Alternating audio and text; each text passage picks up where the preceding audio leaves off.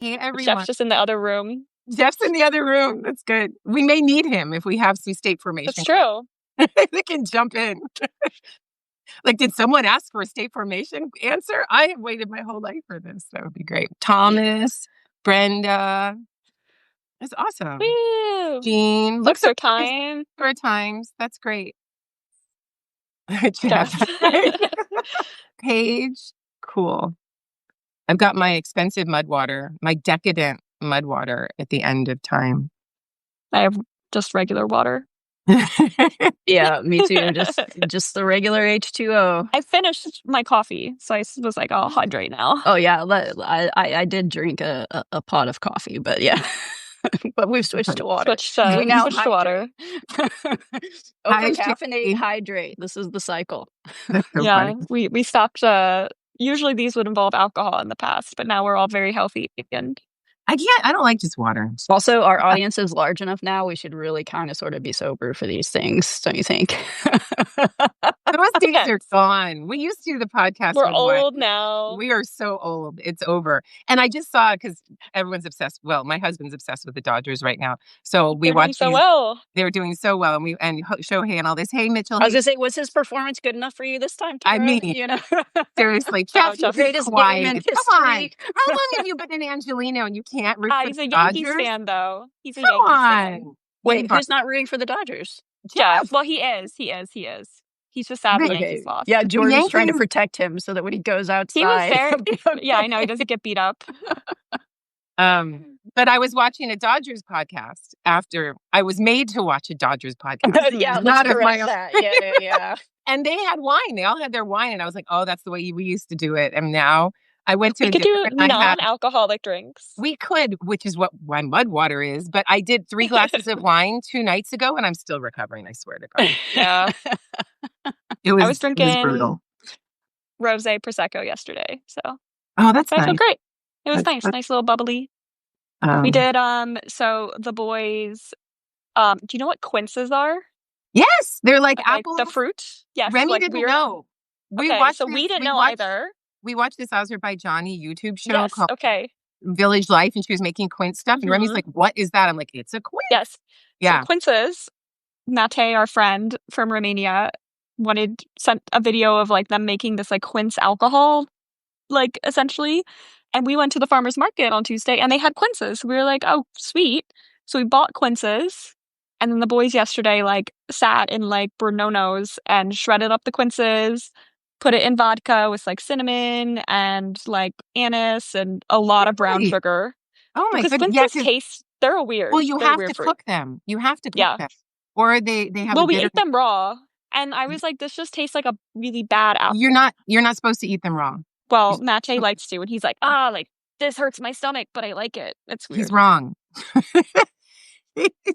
But yeah, I heard this story from Kylie yesterday, so it's interesting. I think we should all experiment with ancient foods that modern monopolies have not allowed us, like carob. I got real carob shipped to me from Jeff Bezos because where are you going to get real carob? And it's like, I didn't know there were big rocks of seeds in it. And it's a dangerous thing to try to eat without knowledge. But the Egyptians had carob and no chocolate. So I was like, well, let's see what this is like. Yeah. Mm-hmm. I know that's what they use for dogs. As like chocolate substitute. And tiger nut, that's an Egyptian thing, tiger nut. And everyone's obsessed with that on the paleo, whatever. But yeah, quince. And then I looked up the etymology of quince because I was very intrigued. Like, where does this word come from? And it's from the Latin, which is from the Greek. So the Latin called it like malum, like apple. Like Caledonian or something like this. I might be misremembering, but it's like some island in Greece that they associated with Aphrodite. And so the quinces, like all this stuff I read was like quinces being like very like kind of sexual. Like they would give like a husband and wife a quince to share when they got married and stuff. Paris's apple when he gives the fruit to the goddess. Well, so there was so like there's an island that they referred to this fruit as like coming from this place that was sacred to Aphrodite, and then the Romans picked it up and called it like Malum Caledonian. And then when it got kind of bastardized into the Romance languages, they just dropped the Malum part and just called it like cool, and then it became Quince. Coon or something like that. So I have a question for our group. Has anyone tried to chat? Because I bet they have, because we asked them to say where they're from, and I haven't seen anything. Have you guys? Yeah. Do we have it disabled? Well, Jeff could chat. He was. No, Jeff, I was gonna say, yeah, Jeff did his little fist. Let us know. I think they can't. You can chat. Or I guess don't do anything then. They can't. And that they can't. I'm pretty sure they should be able to chat because Jeff was able to. It worked. Jeff, okay, Jeff. Thanks, Yeah. Okay. So good. Everyone's just being. Let us know where you're popping in from. We'll get started soon. So today, what are we talking about today? We're talking about ancient societies collapse. Yeah, and similarities between now and then. Mary, I'm trying to get through Zoom. No, it's not Zoom. It's on Substack. It's not the Zoom today. It's the Substack. Zoom is later. Zoom is for our paid subscribers later. Michigan, British Columbia. Rural British Columbia sounds nice. It sounds cozy in the fall. Mm-hmm. Brian said he's in the hellhole of Chicago. Yeah, stay strong. Washington, D.C. Yeah, lots of good No Kings protests yesterday. Saw everyone out. Awesome. And we're here from England. Hello, England. Yay. We're here, Los Angeles, where it is hot. It was so hot yesterday. It is we hot. Went out. Culver City had like a big arts festival, which was very nice. Almost adopted a dog because there was this adorable dog, and then we were responsible and didn't. But he was so cute and such a good pupper. But look at Jordan. She's like so close. We were so close. His name was Rocket. He was like a husky mix. So someone should go adopt him. Aww. Hi from Tucson, yeah, but it was like 85. Now it says my internet connection is unstable. No. What is this? 2025 and we can't have good internet. Well, it's made that way. Okay. Oh yeah. Adam. Hi, Adam. Hey, Adam. I know. But adopt the dog. We can't afford kenneling the dog if we travel. That's the issue. We're poor. Harrisburg, we're poor millennials. PA. Harrisburg, PA, represent. I'm sorry, Adam. I know. Do you want to go halvesies on the dog? We can do like a child share. And then maybe it'll be more, we can have like a group milk dog or something. Oh, okay. If you're willing, this could be something we negotiate. But Adam's not going to. Wait. What does Jeff have to say about all this? Things are happening in the chat, and he's not going to say. Jeff was the one who wanted the dog more than me. Okay. Jeff was like, "I'm about to go get that dog." Aw, it's really sweet. It was like adoption should be a family decision. A couple more beers, and I'm going to get that dog. He was just such a good boy. And there was a doggy who had a wheelchair. A dachshund that had a spinal cord injury and had a where were you that you kept running into these? So Culver City had like a big arts festival and like a bunch of like booths of people selling like art they made, so very cool. And there was like one of the stands outside was like a animal shelter, I guess, trying to get these dogs adopted. Okay. And they were all so cute, and so that was one of the a bunch of different like community organizations were out and stuff too. That was good. Hi, Montreal. It's awesome. Okay, why don't we get started? Let's get to the task of talking about things. As mentioned, we're chatting about how societies collapse. I feel like we all kind of maybe a tad feel that around us today. So maybe we can provide some insight and solace from the ancient world that all this has happened before. And I guess we all made it through. So we'll just start chatting and riffing, but if you guys have questions or more specific things you want us to focus on, just throw them in the chat and we can see it as it's populating, so we'll, go on tangents as necessary. Mm-hmm. But I'll start with, for Kara, I'll toss you a question. So in a now currently unreleased podcast episode, we were talking about kind of how conspicuous consumption grew in the New Kingdom. And our second part of the episode, which we have yet to record, so I guess we'll just give you a preview, of another episode we're going to be doing is how display and conspicuous consumption changed in the third intermediate period, which is when we start to see like this so-called late Bronze Age collapse and all this stuff. And so before we get into, how it changed people's display or money and stuff, for those who maybe don't know, what is the late Bronze Age collapse? This larger, out even beyond the Mediterranean, this larger systems collapse. How would you define it in a couple sentences? So first, I want to ask everyone who's in the audience to tell us when you think we find ourselves. It's a fun game. It's not exact. It's a very different collapse now than it was then, I would argue, but participate in our fun game of telling us when you think we find ourselves in the Bronze Age. How do you know? Collapse.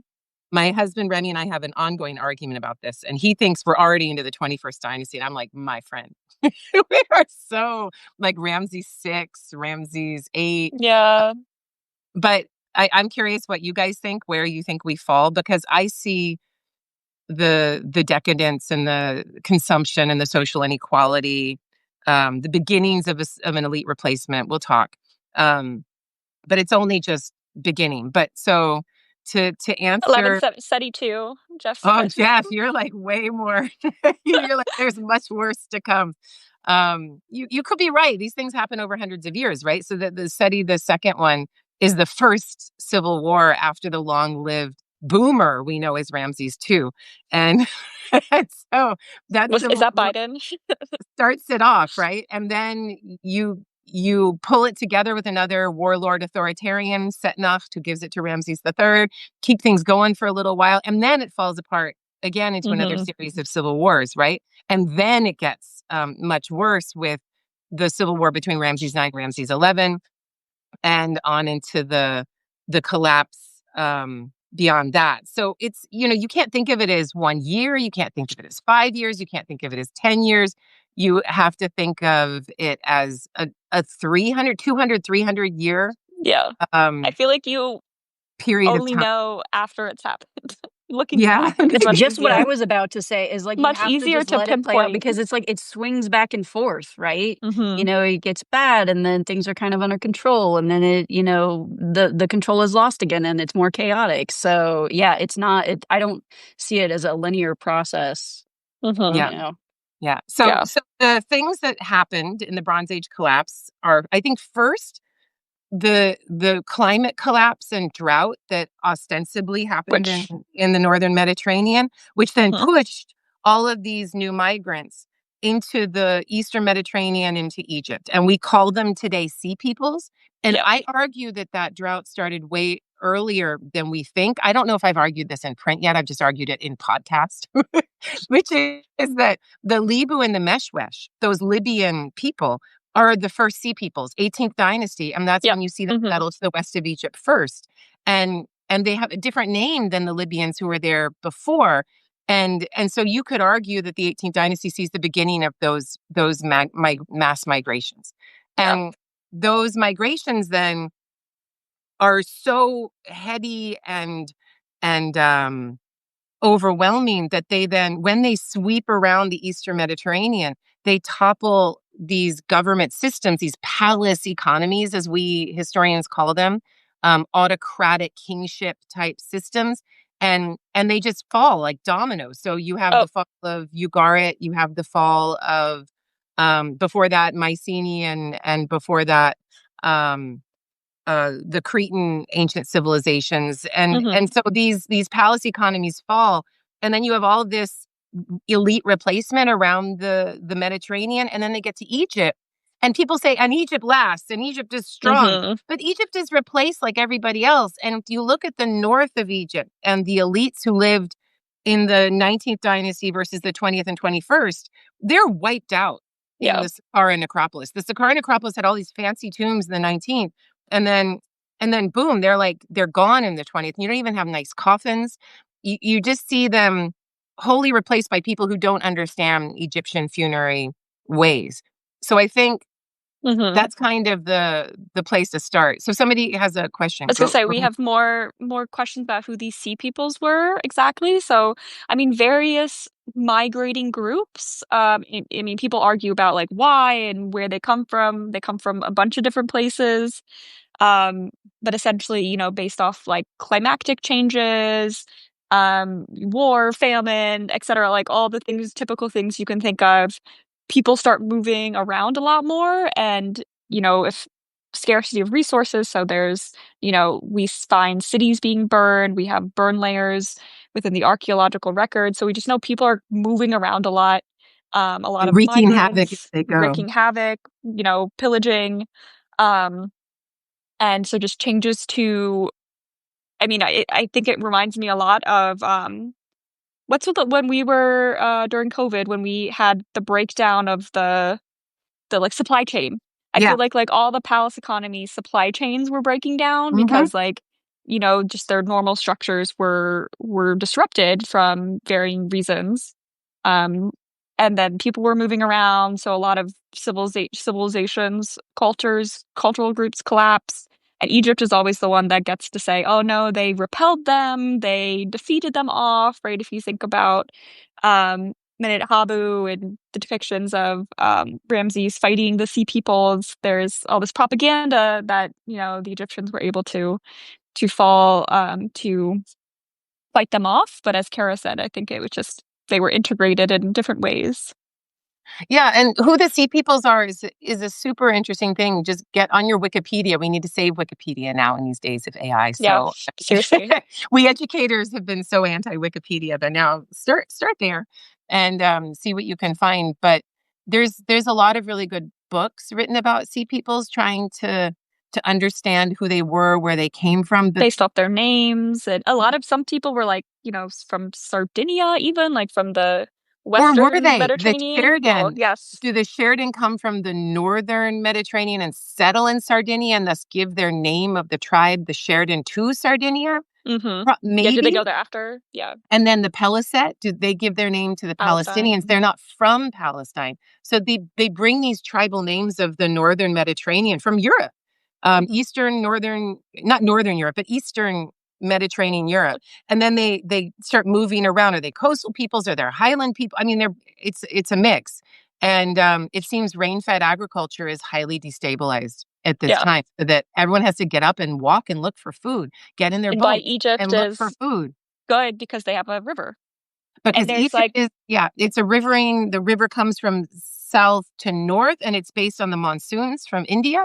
And so it's not as affected by all of these things. So everyone's walking to Egypt. And I know like the Hittite Empire, right, in modern day Turkey, Anatolia, there's letters from like Hattusili to Egypt being like, we're in a famine, like, can you send us grain? So you see even earlier that there's and then the burn layers at Hattushash, brutal, right? And that's why those texts in clay survive, because they were burned. And so everyone is just, it's a global. Brutal. Yeah. And I mean, if you want to know more about this, like I think someone mentioned Eric Klein's 1177 is a really good, just very accessible overview of all the kind of reasons, the climactic data, but also like warfare and all the other kind of possible issues, once the snowball gets going, where we have this evidence for this Bronze Age collapse, as we term it. So one thing I'm obsessed with, and I've talked to Jason Silvestri, a specialist of Libyan stuff, extensively, is that, as Jeff Newman just mentioned, this Bronze Age collapse started much earlier than we give credit to. And when you get into the Egyptology, because everyone's got their little clubs, right? There's the Assyriological Club, there's the Mediterranean Classical Club, and then there's the Egyptological Club. When Egyptologists talk about the Bronze Age collapse, they talk about it a little bit, but then they go into what we call the Libyan period immediately. And you have books, like I mentioned this in one of our podcasts by Robert Rittner, called The Libyan Anarchy, right? This is how the Bronze Age collapse is denoted and defined for Egyptologists. And we call it Libyan, but the Egyptologists don't associate the Libyans with the rest of the sea peoples. So the sea peoples, the Sheridan and the Peliset and the Mekwe, these other people, but the the Meshwesh and the Lebu, Lebu, who are yeah. associated with the Libyans, they separate them out. And they'll even in their literature, they'll say, oh, Ramses III repelled a giant Sea People coalition who were cooperating with Libyans. And they don't put the Libyans in with the rest of the Sea Peoples because, oh no, we understand that the Libyans, the Lebu and the Meshwesh have been there since the 18th dynasty. And so they're not part of it. They're different. They're different somehow. But it's an interesting thing to think about migration and immigrants. And that when you've been in a place for a couple hundred years, then you associate yourself with the place already, right? And social mobility and association with the people from the Semitic people coming into Egypt, for instance. Like many people think Yuya, of Yuya and Tuyu fame, the father-in-law of Amenhotep III, was Semitic in origin, and his name is Semitic. But people argue about it because they're like, well, no, he's Egyptian as, I don't know. Well, yeah, I mean, all this, like, how do you define your identity is so complicated. And like, what, like after what, 1 or 2 generations, do you even consider yourself from that, you know, you're now Egyptian or you're no longer an immigrant. You don't see yourself that way. So we have these problems too, because in the ancient world, ancient people were like, no, this is my identity. This works better for me. I'm going to associate with the chief of Ma. Or no, I'm going to go with the Meshwesh or the Peliset because this works for me. But there's people who come fresh off the boat, as we might say. And then other people have been more established. And it's just a cosmopolitan cluster F of, are we allowed to curse on a Substack Live? I don't know. Yeah, but it's our Substack. You know I want to, but I won't cut the feed. Go ahead. I don't think there's any children here. Yeah, but it's complicated, in short. Yeah. And so what it means to even be Egyptian is very complicated. And then we should point out that when you get to the end of the 20th, into the 21st dynasty, and into the 22nd dynasty, what we call the third intermediate period, all the kings seem to be Libyan. So I think they're Sea Peoples. They might be more Sea Peoples who settled established earlier Egypt, Sea Peoples, but they're Sea Peoples. And so you do have an elite replacement at the very top of society in the kingship. That is so Egypt does fall, in my opinion. In Egypt its own falls, way. just like Hittites fall, just like Ugarit falls, just like the coast of the Mediterranean falls. But because Egypt's culture is so strong and embedded and sought after and fancy and seductive, the people who invade are like, oh, I want to be like that. I'm going to, like Mark Antony, like, I'm going to be a king like that. It always Alexander. In the end. But yes, exactly. So it seduces them to be like, no, put on the crown and we'll make you a part of the thing. And so because they melt into the Egyptian society, we can't identify them as this collapse. You don't have the burn layers that you have in other places. You have more of a continuance in Egypt. And so it's hard for us to identify. It's hard. And you have the propaganda that you talked about with Ramses III at Medinet Habu or Merneptah, right? Of him repelling. They repel and they keep a strong wall. We believe this shit still. But anyway, so we need to stop believing all of this propaganda, everyone. We need to, I hope now is the time to look around and to see that what the people in power tell you is not the truth. And to be like, wait, if they're telling us that, then maybe this other thing it behooves us as historians to do this. So, well, I'll toss you a coffin question because I feel like, I mean, based off your latest book, once we get to the third intermediate period, which I guess we could talk about too, like why we term it third intermediate, right? From going from the New Kingdom, the third intermediate period, what's like really changing and what's so intermediate about it. And we start seeing the people in charge during the third intermediate period, the high priests or generals or people like this, trying to connect themselves back to these super kings, like, right? Like maybe think of like people trying to connect themselves to like George Washington or something. And they start dabbling and going and messing around in the Valley of the Kings, the necropolis of the king's tombs at the time. And how are they using the connection to the past or like, I guess, why do they have to use this connection to the past? What's going on in the third intermediate period that requires them to, go and dig up these kings and mess with their coffins and reuse all this stuff?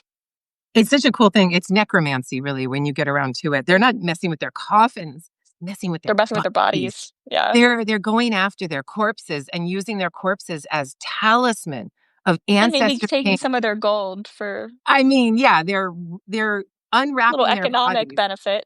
pulling off all of the think of what Tutankhamun had on him, and then think of what Seti the First would have had on him, Like, right? And so they're amazing. pulling all of that gold off of them. And you look at your Smith. Where's my Smith? You look at the mummification volumes, and you can see that they're ripping these bodies. Here it is. This book is available for They're everyone. all like torn apart. They're torn apart. Head separated from torso, Mhm. torso separated from legs. Is it backwards for you guys? Nope, you're good. Oh, good. Yeah, you can read it. Okay, cool. So this, which is republished by, I think, Duckworth, so you can get it anywhere, but you read Get it this. online too. Yeah. And he talks about how every head has tool marks on it of removal of certain skull caps or special things that arms are pulled off because they're going through these bodies and they're taking anything that they can. I mean the 20th dynasty priesthood of Amun, the 21st dynasty priesthood of Amun, arguably on into the early 22nd. Mhm. And so the only reason that this cache, and this is my book, the only reason these caches exist is because these high priests of Amun considered these bodies, when they rewrapped them and re-ossirified them, re-sanctified them, they considered them like the Ark of the Covenant that they could hold before their army so they couldn't be defeated. And they wanted to be buried with them. So you have these high priests we don't have the bodies of Pai Yunk and Harry Hoare. I wish we did. Mhm. That cache is gone and maybe was accompanied by some cool talisman. Don't know. Royal bodies. We don't know. Yeah. We're missing some royal bodies too. But we do have Masaharta, Penedjan the First. You have other high priests of Amun, Penedjan the Second, and you Mhm. have the kings in this cache. And that's the only reason we have the bodies of Ramses So II. many of the kings, yeah. Thutmose the First, Thutmose the Third, and the coffins that they're reburied in are not necessarily their own coffins. Yes. Some were made originally for kings, but most of the coffins in which the kings were reburied are single coffins instead of nesting coffins. A real demotion in terms of quality and material, and they've been removed of almost all of their gold, if there was any, and painted yellow is a cheap substitute. Amber and I have a podcast about that coming out shortly. Yeah, so they're so thinking about today. Oh no, so I'll just end with one thing, that they're the kings that they want to be buried with are those at the beginnings of things. The Thutmose the First, who's like the warrior king who kicked out the Hyksos and went all the way to Shirukhin in the Levant. Thutmose the Third, who was the Napoleon of Egypt, so we call him, who went out for 20 years every year on campaign and just pulled in all of this booty for himself in Egypt. Or Ramses II, the beginning of a great thing. They don't want Ramses VI. They don't want a Ramses the 11th.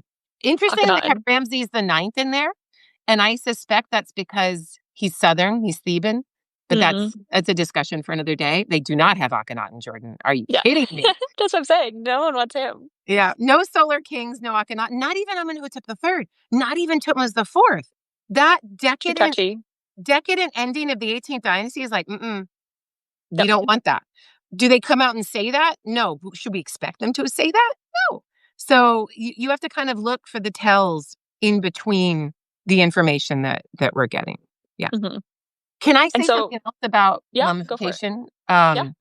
Interestingly, I was talking with Remy today about human growth hormone, as one does. And Brian Johnson, the dude who's like going to live forever and takes his son's human growth hormone and plasma and all of this stuff. Weird looking.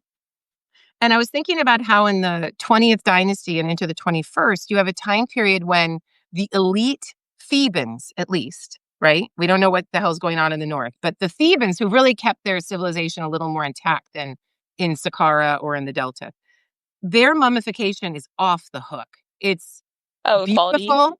Yeah. It's insane. They're stuffing their faces. That you look at them, they've got all their hair like woven in with new strands of human hair, and they're stuffing their bodies and their arms, and they just look. Their eyes have like stones put in. They look like alive like living effigies of themselves, right? And I think that that's something that humanity is doing now, but with our own living tissue. So That's Botox and filler. Exactly. So Botox and fillers, some of the fillers, the Juvederm one, I was talking to a friend about this. It's all just plastic shit that people put in. It sticks it all down. And it moves around. It's horrible, but it is plasticizing you early. And I guess it's a form of mummification. It is. And then like Miley a preservation Cyrus mindset. She just got the buccal fat. They all got the buccal fat removed, yeah. And so they're like Skeletor. And so we have this weird idea where the rich people today, they have a wholly different bubble of what's the Mar-a-Lago face, right? Like they like look in a particular way. Yeah. And regardless if you think it looks good or not, you can tell kind of someone's socioeconomic status by if they have this face or not. And Amber and I were talking about the live mic between Putin and Xi Jinping about them getting organs and living forever, right? So you have an elite class right now. If we're Ramses VI or Seti II, if we're going to put ourselves on that gradient, but you've got this elite class that are like, oh no, our body's going to live forever. And you poor schmucks, you're going to die. And that's you're going to get wrinkly.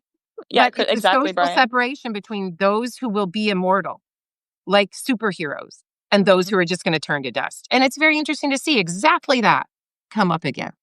Yeah, people are obsessed with that regardless of space-time. Hell's yeah, being immortal. Christine, absolutely. Yeah, exactly.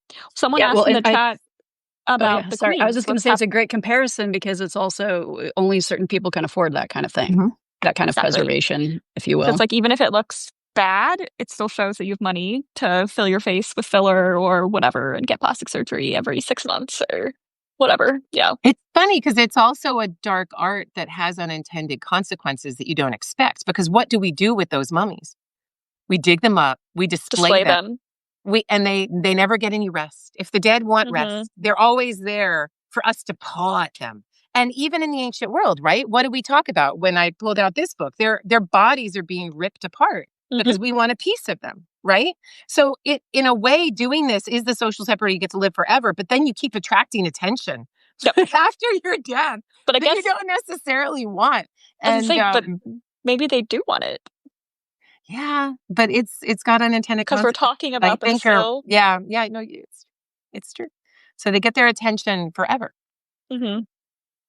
What about the queens? Someone in the chat asked about are the queens being revered in the same way as the kings? Or I mean, within the royal cache, there are queens or women of the royal court's bodies as well. There are. I mean, if you think about like Akhmo's Nefertari and those coffins, and so let's put it this way: the good wife is indeed revered and taken as a talisman in the royal cache. The queens who ruled as king, the women who ruled as king, are not included. They took too much. They stepped beyond patriarchal bounds. They're not appropriate to bring into that cache, and so they're left aside. And that's why we have so much disagreement about which body is Hatshepsut, which body is Tia. No, Tia didn't become a king, but or Nefertiti. Yeah, or Nefertiti. Where is Nefertiti? She's always here. God, she's looking at me. She's looking at me always. How's that book going? That book is, I'm on page 10 of chapter 1. So I'm writing, but I only have a limited number of months to do it. So it's going to be, for everyone who doesn't know, I'm writing a book about Nefertiti, and I'm doing it as a study of power, a study of feminine power within patriarchy and how a woman has to do what her man says as the good wife, but then might develop beyond it, evolve beyond it, create power streams beyond it, and is then arguably taken down because of it. So, and tries to empower her daughters. Hatshepsut did the same with Neferure. I think Nefertiti did the same with Meret Aten, and it all went horribly wrong. So it's going to be another tragedy. but here's a question we can learn from, I hope. I was going to say, why post Amarna, why don't you think there was a bigger collapse? But there was. It seemed I was gonna say, I guess the question is, how great do you feel like the internal turmoil was at this time? Yeah, like, I mean, going back to what Jeff Newman just said, where do we find ourselves in the gradient of collapse if we're comparing ourselves in 21st century America to ancient Egypt? You could arguably say that the that everything starts with Akhenaten, that the Bronze Age collapse starts with this, where to create this strange religious experiment, I don't call it a revolution because a revolution is grassroots up. This is top down. His strange religious experiment imposed from the top, destabilized society and empowered a military elite of new men to such an extent that it completely fragmented the old elite families that kept things together. It's argued. It's like a Zimbabwe. Yeah. Yeah, because we all talk about Amenhotep III being like the height of kind of grandeur and wealth and power, right? The Amarna letters and all this stuff. And then you have Akhenaten come in and do something different. And it kind of opens up, allows for, as you said, the army, the military to come in and take some power. And they create a coup. He's there from that Akhmim family, arguably of Yuya and Juyu, going all the way back. And he foments a coup. And then Horemheb is a military general, takes over after him. And then Ramses I, who was a general of his own, takes over. So it's just a succession of strong men. And that's what you have going into the Ramessid period. And then it turns into, with Ramses II, like a Seti I and Ramses II, kind of like a nepotistic extended Saudi royal family kind of thing. And that creates its own problems and civil war. But I want to respond to something somebody said. Liza, you said she did it heels backwards. So we're talking about Nefertiti. She held it together, but I guess it was an offense to Ma'at. I would say it wasn't an offense to Ma'at. It was an offense to patriarchy. And I'm working on a Substack post, which is that Ma'at, as we get to learn about it from ancient Egyptian sources, is Ma'at for the rich. It's like law and order for whom? Law and order for you and me, or law and order just for them? And that's the way this worked in ancient Egypt too. Ma'at, as it functions, they may talk a good game and say everyone should be free with liberty and justice for all, but it's not. It's not liberty and justice for the indigenous person. It's not liberty and justice for the Black person. And Ma'at is there not to serve the poor farmer. It's there to serve the elite man. It's not there to serve the woman. She's there as a carrier of the next generation, as a sexual mate, as all kinds of other things. So it's hard to bring Ma'at into patriarchal structures of hoarding and excess and exploitation. So, yeah. I want to pivot back. That for some reason that just brought up in my head with like the Libu and the Libyans kind of coming into power. Yeah. Because we always, when we learn about them within our Egyptological courses, we always talk about them being very tribal, which I think has a little touch of like racism involved in there. A little.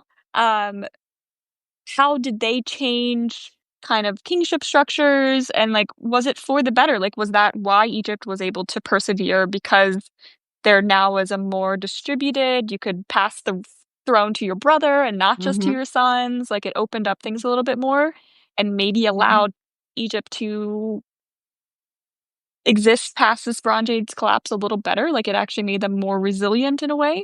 Agree 100%. And you know that I always say, we shouldn't try to solve 20th dynasty problems with 19th dynasty solutions. So we shouldn't try to solve 22nd century problems with 20th century solutions, which of course we're doing. And the old guard who did things with ad hoc decision making, go forth and make it so, and very centralized understandings of the way power should work, they get totally destroyed and replaced. And what takes its place is a much more decentralized, rather than tribal. Just say decentralized. It's easy. If you say decentralized, then you're not associating a particular ethnicity with it, the Libyans. You're not making it into some racist trope, because you can see that there are Egyptians and Semitic people and Libyan people and Nubian people all working together. It's decentralized. It's not centralized in the same way. And that gives you all kinds of resilience, as you say, as you're moving through the trade routes shutting down, the migrations coming in and making resources scarce, inflation of grain, all of the issues that people are dealing with. The resilience of that decentralization is everything. And it's what arguably we're doing. So as you can't get your health care, right? Because there's no... We have our Western Alliance. Right? It doesn't... It may be, we're going to decentralize it. What's Western Alliance? Yeah, Jordan, what's that? It's just the Western states. Right? It's a bunch of states. Well, I think we're now doing kind of like, it's a broader, it's like some of the East Coast, California, I think some Colorado, but we're forming just essentially a mini state alliance of healthcare. Or like Newsom just did his like insulin at 11. That's going to be state, associated. So we're just, the government's not going to provide it. Like the states can kind of band together and provide it for... It's just going to, as you said, decentralize a bit. And we're going to have like little coalitions of states doing stuff together. And together to do stuff. Oh, go ahead, Amber. Go ahead. I was just going to say, it's interesting to think about how would this have played out geographically, because we tend to think of like geographic regions as being, somewhat connected. But even if, say, you just look at California, you have some, I guess, if we're going to paint with a broad brush, like red areas here, blue areas there, and they're not all contiguous, right? Like they're interspersed. No, just 50. I mean, even think of Southern California. You've got like, this bright red area of, say, Orange County, right? Yep. And so how does that actually play out in, people's day-to-day lives if you're talking about political alliances, in a political arena? But what about geography? What about like the reality of, getting around and operating day to day? I mean, identity is so important here, because if you think about workarounds, which is what we're talking about, like a decentralized workaround, that centralized system doesn't work for me or won't work for me ever. You can think about the people on the margins of society who've already been doing this for forever. So within the United States, you've got Indigenous and Black people for whom healthcare systems, childcare systems, retirement systems, house buying systems haven't worked for forever.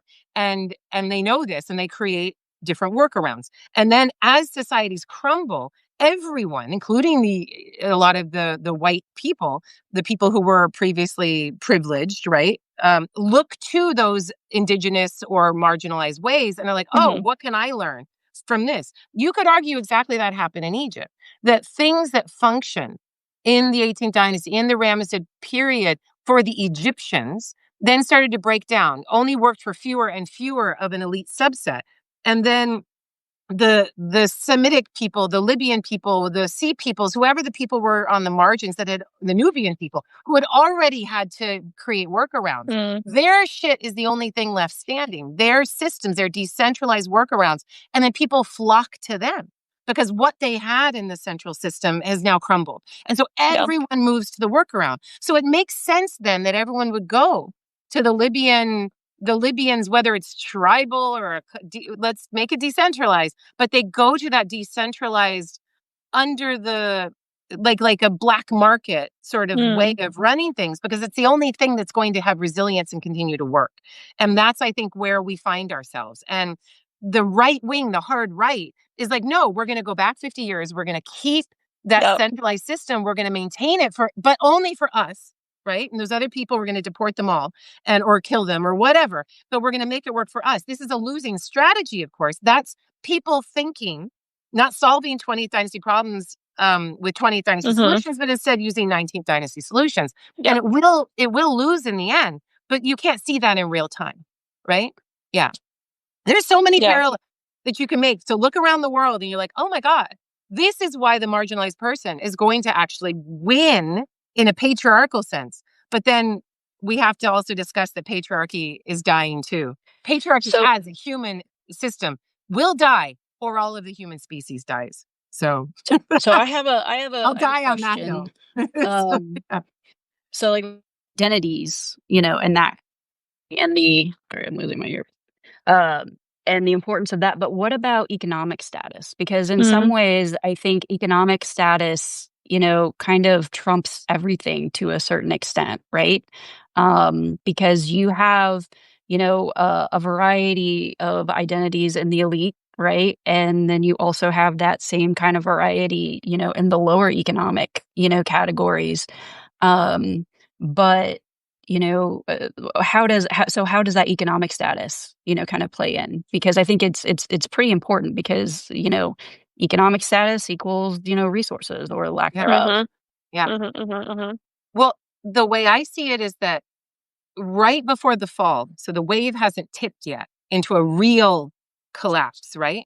Where people are on the move, where our electricity doesn't work, Inflation, let alone yeah. Wi-Fi, right? Where things like really, where you turn the tap and the water doesn't come out, right? That kind of systems collapse. That as you're on the way up, the decadence is visible, but only for a very few, right? So the economics are highly unequal.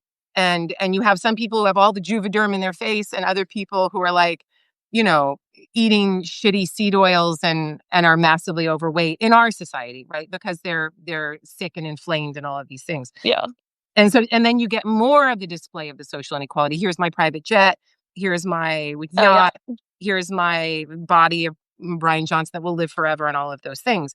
In Egypt, you saw the same thing, that consumption in the Ramesses period. Jordan, you could talk about this, of display of clothing, right? Yep. All the layering, all the pleating, all the, right? just thinking about the yardage of linen used to wrap. If you look at some of the later period tombs, you can see that it's layers upon layers of linen wrapped, and their hair is still, wigs and jewelry and all this kind of stuff as well. So you see the conspicuous consumption. You no longer see the kind of more like archaizing, like Old Kingdom, where it was much like more old simple. money, like old rich. Yep. You now have to show It's it. nouveau riche. Yeah. You have to show whether or not you belong or not. It's not this quiet old money sort of thing. You also like, it would be like today would be like branding and fur and bling and Oh, I think we get it. Like, we understand, that person needs to show how much money they have because they're coming into the game late. Yeah. So a decadence of display. There's a decadence of use of minerals, and I would put reuse into this. I was gonna say coffins, yeah. But the reuse starts up. So people are so desperate to show that they're still in the game as an elite have, that they're reusing the coffins of their ancestors systematically, right? So you can look at the tomb even of Senejm of Deir el-Medina, and you can see that they're systematically reusing, so that as craftsmen who are lower elite, they can display their difference and separation from the rest of Theban society below them. And that's going to be the same for all of the other elites. I've never seen a 20th or 21st dynasty decorated coffin that isn't reused in some way. I'm starting to see it. As soon as I open it up, I'm like, oh my God, it's everywhere. So there's that that's set up. And I would argue that the mummification goes into this, right? So when you show your body to a limited audience of only family members, you're like, look at this body, will live forever. And it looks like us, and it's open-eyed and looking out. But in the living world, in the same way that we are talking about the Epstein files, and we're talking about Bill Clinton visiting the island and Trump visiting the island and all of this, it's this consumption of young women and girls that lends a social separation. And I would argue that in the ancient Egyptian world, you saw a similar thing for those in power. So that Ramses III's harem is depicted for the first time, right? In the Medinet Habu High Gate. He's like, look at all my young girls and look at how I am interacting with them sexually. It's coded, but it's there. And so there's a consumption of women and girls that is part of the decadence of the collapse and the economic showing. And then when it all falls apart into a real collapse of systems, then it's we have to do more work on this. What does it look like in Thebes versus in Memphis?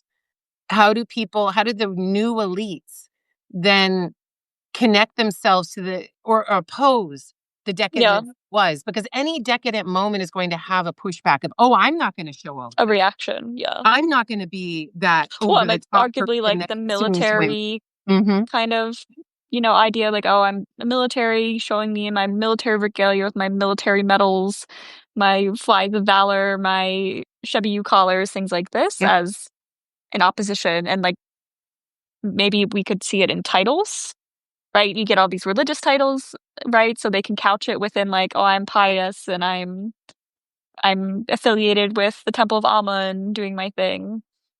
I mean, oh, Amber, go ahead. I was going to say, can we pause just a second on the, the consumption of these young women, or the commodification of these young women that you're talking about? Because again, like throw economics into it. What's the economic status of the girls, and young women who are being, commodified for Epstein and his fellow elites, and what was the economic status of in ancient Egypt, say, of the Ramses III harem and that kind of thing? We hardly know, because this is a really interesting comparison, Amber, because if you're talking about the Epstein discussions, if you watch any documentaries or read any information, you see that they preyed upon girls who are poor. That was like how they got them. Yes. Yeah. Certain part of Palm Beach or Miami who are poor, usually white girls. They want white, right?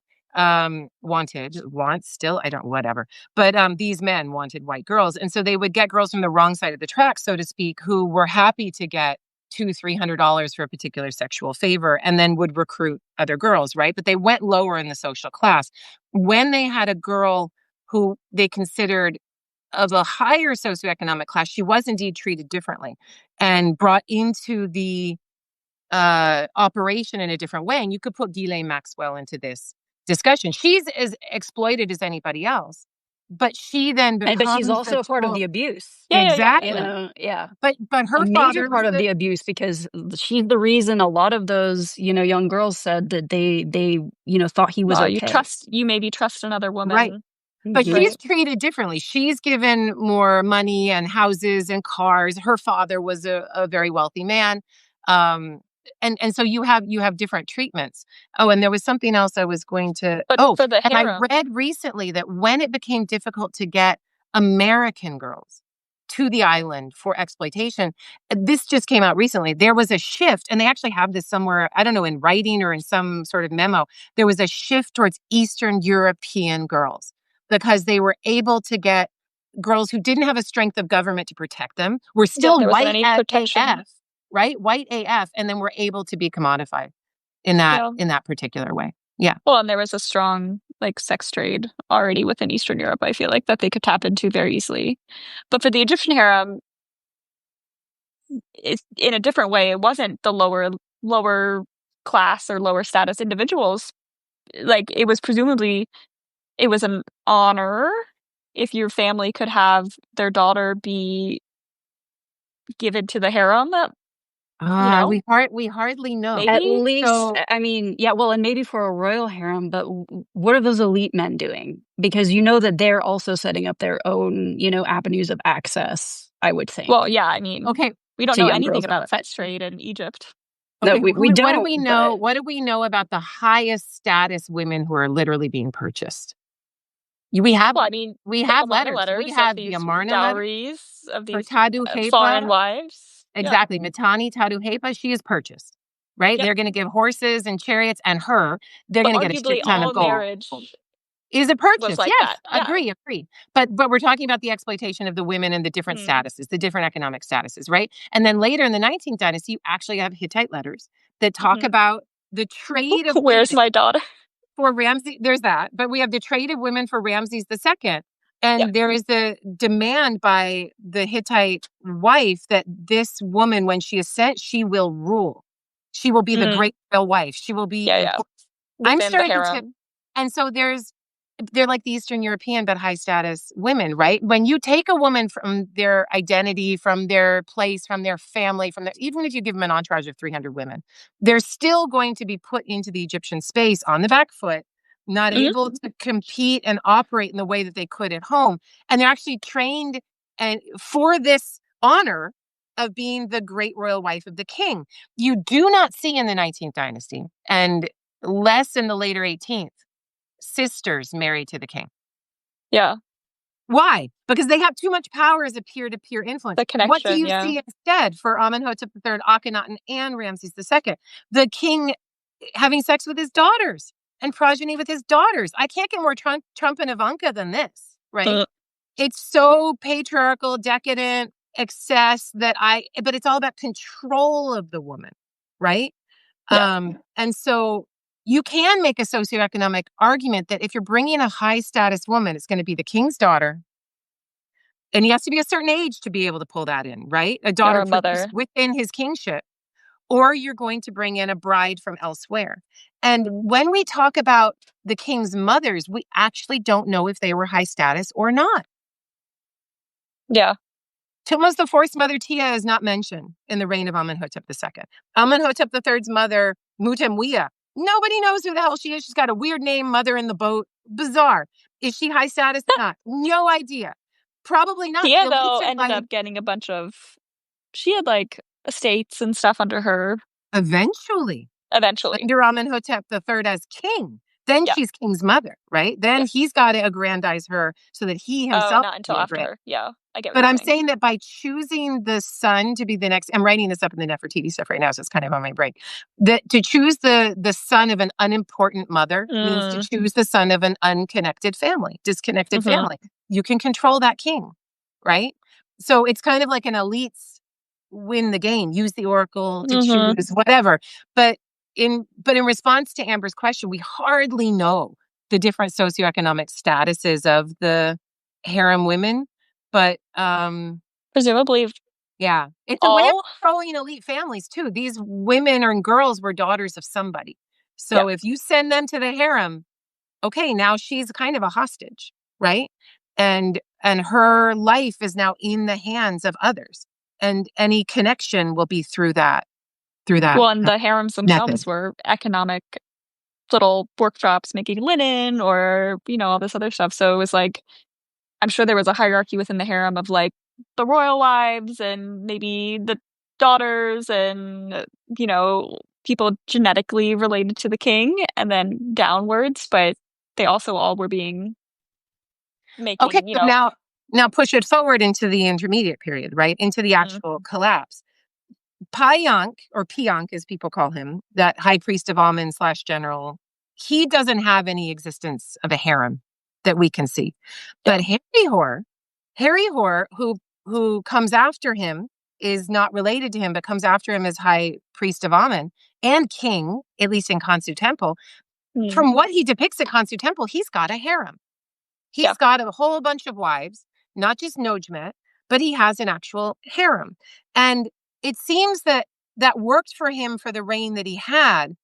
He's trying to have his cake and eat it too. He's trying to be like a Ramses IX. He's trying to be like a king who's doing everything with that excess and consumption of the young, of the money, of the minerals, building the big temple, all of that stuff. But notice that the high priests of Amen after him do not continue in this vein. It didn't work. Yeah. No, there's a reaction against it. And Panedjem the First is like, oh yeah, I'm kind of king, but I'm kind of not. And even Harry is like, I'm kind of king, but kind of not. They can't like go all the way there. So we're going to enter into a time period where it's like, being president is already seen as like being an asshole authoritarian. Yeah. And so there's going to be like, well, I don't really want to be president. I'm going to rule from this different place. I'm going to be governor. Yeah. Something, but not anything but president, because it's going to be perceived as this position that's totally abused, and there'll be a pushback against those things. And like, Roman Empire, everyone's seeing Gladiator, where you've got the acceptance and the decadence of the 3rd century Rome, and who is seen as the one who will save Rome, but the soldier who's austere and isn't interested in all of those things. Similar sorts of men, and hopefully women, will come forward and become leaders going forward. So it'll be interesting. It's not going to come. My point is, it's not going to come from the same system. I don't think it has to come from the margins. Yeah. Well, I think I see Mary has a comment about the change in status of the great wife of Amen. Yeah. And I think we're about at time, so I think I'll call this as our final question. That's good. Because later on into the Kushite 25th dynasty, which we haven't really touched on upon at all, but we have the wives of Amen, God's wife of Amen, having a lot of status and power in relation to usually her brother who is functioning as the king. So how do you see that as a response to the so-called collapse as well? Yeah. God's wife of Ammon empowers a woman in the court, in the royal family, who is 1 degree removed from the king. And that position gave royal women so much power that they were able to catapult themselves into the kingship itself. And Hatshepsut is who I'm thinking of. But before that, Ahmose Nefertari has been mentioned. Other women, we could put them into that category. It was an office of such strength that it was absolutely devalued in the later 18th dynasty because it started to compete directly with the king. They had so much money. Yeah, and they were so closely connected to the king as a sister or a mother or a daughter that they could use that power to tell him what to do. So Thutmose III pretty much kneecaps it. And then as you move forward into the 18th dynasty and into the 19th, you might see it mentioned, but it's never as a real position of power, and it's never given to a woman who's from the royal family who could actually use that lineage and her connections to royalty to make it anything of importance. And then when it pops up again, you do see it in the 21st dynasty, and it's part of decentralization. And that's so cool because when you decentralize, you need everyone in your family. You're not centralized. You're not like, oh my God, my wife or sister is now a threat to me. You're like, oh, I need that. You need it. You need to send out your arms and tentacles of power to be able to create something stronger. So you do see it pop up again in the third intermediate period in a real and significant way, particularly in the 22nd. And the Libyans, however we define them, these sea peoples who settled as kings, I think they're going with it. They're like, okay, we're going to use this. We're going to put our women into these positions. They can then become an arm of our power. And yeah, as Jeff mentions, the Necrata Stela, exactly. Yeah, the adoption. It's the Nitocris Stela is like. It's like the bitter end of it in a way because you're handing it from the 25th to the 26th. Yeah. But you look at that Nitocris Stela, and I know, Jeff, we read it like 4 years ago or something like that. Yeah. It's all money. It's all, we stopped reading it because we're like, oh my God, it's just boring. It's like land and this stuff and that stuff. And yeah. Yeah. Yeah. It's all money. Yeah. It's pretty crazy. Because the Temple of Amun, owned most of Egypt. Yeah. Right? Like, but, had the produce of the land of most of Egypt and workshops and people. And so she was able to tap into that directly. So I think we got through most of my little notes about where. Cute. I like your notebook. My little note. I got this from the Aboudi bookstore and Lookstore. They sent it to me as a little gift. It's really sweet. So everyone go buy things from Aboudi when you're in Lookstore. But I think we got through a lot of this. Look for these things, if you can read my handwriting. Look for these things in the world around you. They're everywhere. But this time, don't expect the patriarchy to just be able to remake itself. We don't have the resources of this earth that we have stretched beyond its ability to give, like the Giving Tree Shel Silverstein book. It's not there to bounce back and make something bigger this time. This time it's different. And it's not instantaneous too, right? Like we're talking about hundreds of years in, as if it was just, a couple years, but it takes a while. Yeah. Yeah. You guys, this was so fun. Thanks for joining. Yeah, we're happy that we got 42 lovely souls to join us on our first Substack Live. Check out the latest post that Amber and I did on the coffin of Thutmose III and the necromancy of using bodies as talisman. We did video, so you can see our smiling faces if you want. And go out and just. Well, we also went over some images too. That's part of the reason why we do have. Yeah, we did. We did some video or some images. So you can actually kind of look at what we were talking about. So.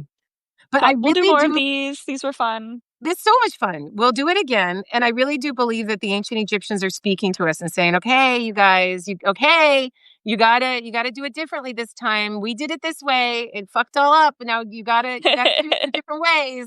So figure it out. History is our guide, and let our ancestors teach us as we embark on the crazy shit that Fun is but terrible. Yes, exactly. Yeah. Yeah. Gotta keep Be perspective. curious about it. That's the best you can do, is be curious about it and try to do the best thing that you can in the situation that you're in. And decentralize. Decentralize and be cynical and loving as fuck. Cynical and loving as fuck. You can do it. It can be done. Look, there you cursed. You did it finally. I did it. Yay. Thank you guys. Time to cut the feed. Cut it. Quick. Get out. So funny. Okay. Okay, All it right. has to stop it. It's not going to be me. I don't know. All right. Goodbye. Well, See you next time. Bye. Bye. Bye-bye.